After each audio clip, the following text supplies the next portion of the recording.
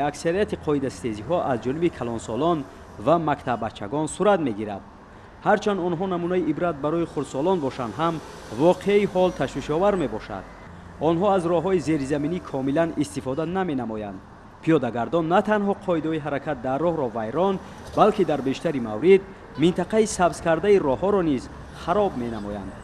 پیاده‌گردانی که با یک بی‌مسئولیتی قاعده حرکت در راه را دغلانه ویران می‌کنند موافق ماده 340 کودکس حقوق ویرانکنی مأموری جمهوری تاجیکستان از جانب کارمندان بازرسی دولتی اتومبیلی جریمه بندی کرده می‌شوند.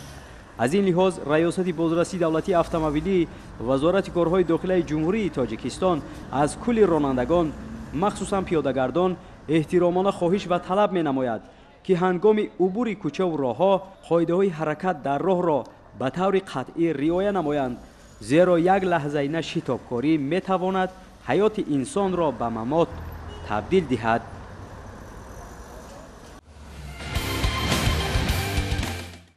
هر نفر پیش از به راه برآمدن با امید کار و ضرورت روزگار امید صحت و سلامت به خانه برگشتن را می‌کند.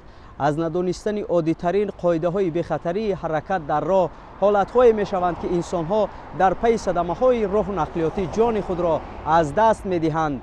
از این رو کارشناسان ساحه پیش از همه احتیاطکاری را به کل اشتراکچیان حرکت در راه توصیه می‌دهند.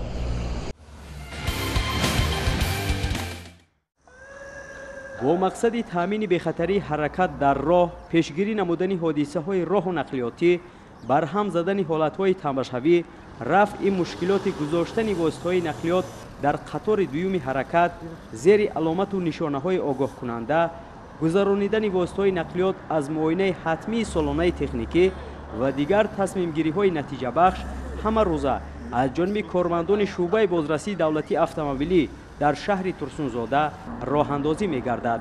بنا به اطلاع مسئولین ساحه چاره‌بینی‌های مقصدناک از جانب گروه‌های کاری منتظم دایر کرده شده. از ابتدای سال تا کنون دلیل‌های زیادی حقوق ویرانکنی‌های رانندگان در شهر ترسونزاده آشکار کرده شده است. از جمله اداره نمودن واسطه نقلیات در حالت مستی 7 دلیل، با آینه‌های سیاه و خیره کرده شده مهلت اعتبارش گذشته 3 دلیل، به حجت رانندگی 2 حالت، اداره واسطه نقلیات به رقم‌های قید دولتی 16 دلیل، عبور چراغک راهنما در رنگ سرخ 13 حالت، با تلفن موبیلی هنگام اداره واسطه نقلیات گفتگو نمودن 11 حالت، نگذرانیدن واسطه نقلیات از معاینه تکنیکی 28 دلیل و بیشتر از همه با سرعت بلند اداره نمودن واسطه نقلیات 178 حالت آشکار و حجت گذاری کرده شده است. در مجموع ناظران شعبه بازرسی دولتی اتومبیلی شهر ترسونزاده طی 1 ماه و 10 روز سال 2025 1916 دلیل قاعده‌ستیزی‌های حرکت در راه را آشکار و حجت گذاری نمودند. ناظران راه 2 نفر ساکن شهر ترسونزاده را بازداشت نمودند که آنها پس از استعمال مشروبات اسپریتی نقلیات اداره می‌نمودند. از جمله کریم احمدوف راننده اتومبیل تمغه BMW رقم‌های قید دولتیش 2257 SM07 و شهاب‌الدین نوروف راننده نقلیات دیوسیل رقم‌های قید دولتیش 5960 SE07 در حالت مستی بازداشت شدند.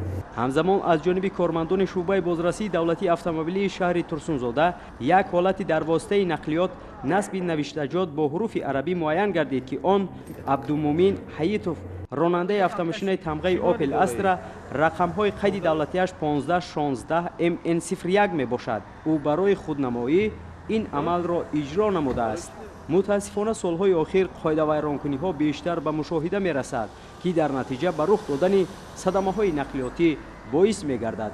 در تمام راه‌ها ایستاده با پیاده‌گردان کاربری نموده ایستاده‌ایم. با نورسان نابالغان باید کاربری نماییم، کارهای فرماندهی به انجام رسانیم که از جای معین گذرند، هنگام از درس میبرویند یا به خانه از گذرگاه پیاده‌گر. البته وقتی جای نامعین میگذرند واسطه نقلیاتی که با صورت تیز آماده ایستاده میتواند که جان خود و جان نورسان را زیر خطر نماید. از همه پیاده‌گردان خواهش کرده می شود که از جاهای معین راه‌های زیرزمینی تار زمینی استفاده برند. مورد به تاکید است که аз ибтидои соли 2025 дар роҳҳои нақлиётгарди қаламрави шаҳри Турсунзода 6 ҳодисаи нохуши нақлиётӣ ба вуқӯъ пайвастааст, ки дар пайи он як нафар ба ҳалокат расида, 3 тани дигар ҷароҳатҳои гуногуни ҷисмонӣ бардоштанд. бо назардошти ҳолатҳои ҷойдошта, масъулини соҳа дар шаҳри Турсунзода дар раванди чорабиниҳои ҳаррӯзаи худ ба ронандагон таъкид менамоянд, ки итоат ба аломату нишонаҳои огоҳкунандаи роҳ пеш аз ҳама кафили бехатарии ҳаракат барои худу наздикон мебошад.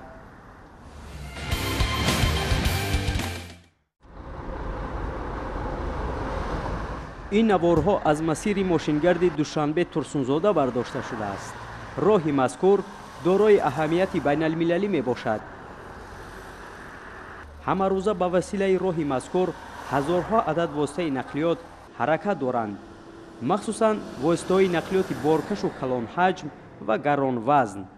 масъулияти пешгирӣ аз бармаҳал вайрон шудани роҳи мазкур ба дӯши назоратчиёни хадамоти минтақавии назорат ва танзим дар соҳаи нақлиёт мебошад. шӯъбаи Турсунзодаи раёсати хадамоти давлатии назорат ва танзим дар соҳаи нақлиёт дар минтақаи Ҳисор нисбати 208 нафар ронандагони воситаҳои нақлиёт барои надоштани иҷозатнома, вайрон кардани шарти талаботҳои иҷозатнома, инчунин риоя накардани қоидаҳои боркашонии протоколҳои қайрымкунии маъмурӣ тартиб додааст. истифодабарӣ ва нигаҳдории роҳҳои автомобилгард тибқи меъёрҳои муқаррар гардидаи санадҳои меъёрии ҳуқуқӣ имконият медиҳад, ки муҳлатҳои тӯлонии роҳҳо дар ҳолати хуби техникӣ ба истифодабарандагон хизмат намояд.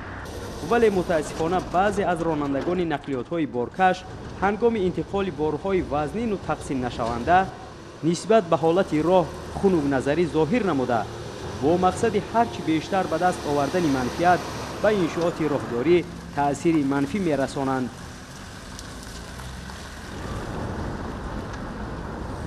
ҳанӯз ҳам аксар аз роҳҳои маҳаллӣ ва дохилии шаҳри Турсунзода ба таъмири ҷорӣ ниёз доранд.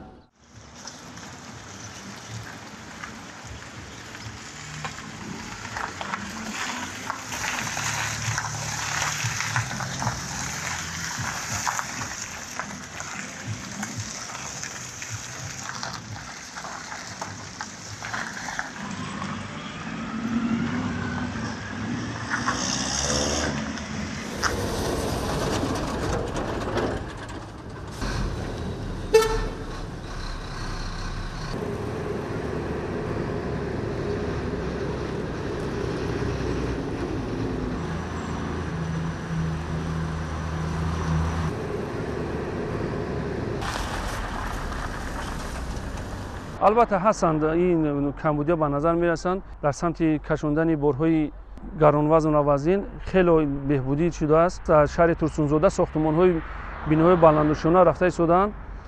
каме мушкилӣ ҳам дар ин самт ҳам агар пайдо шуда бошад дар соҳаи роҳу нақлиёт, ки ин ҳалли худро ба рӯзҳои наздик меёбад. корбарӣ ба таври доимӣ дар ин самт баро монда шудааст.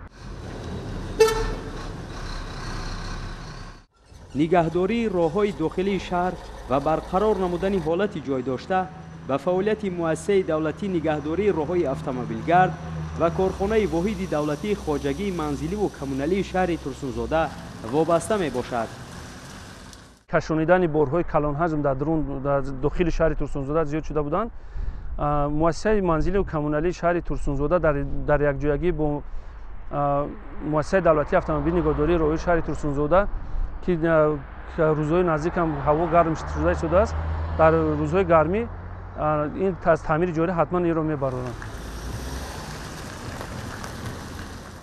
ронандагони воситаҳои нақлиёти боркаш бошанд, мунтазам бо чунин роҳи таъмирталаб ҳаракат менамоянд ва сабабгори бештару бармаҳал хароб гардидани ҷодаҳои дохилии шаҳр мешаванд.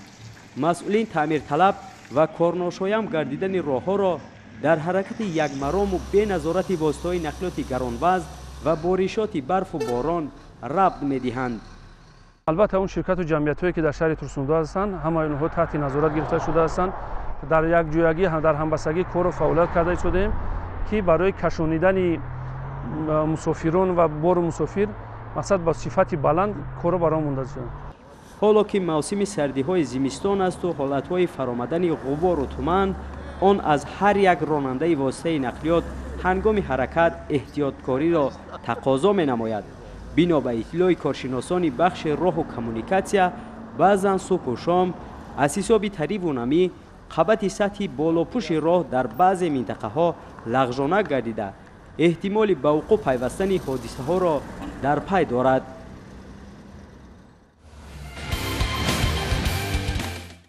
набояд роҳрав ку зуд ронад, ҳар он кас зуд ронад зуд монад. бо матраҳи ин ва чанд мавзӯъ инҷо бинандагони азиз ба анҷоми барномаи таҳлилии шитоб расидаем.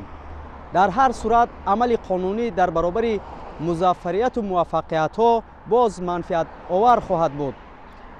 ҳадаф ва таҳияи барномаи таҳлилии шитоб низ пеш аз ҳама риояи қоидаҳои ҳаракат дар роҳ ва пешгирӣ аз садамаҳои роҳу нақлиёт мебошад.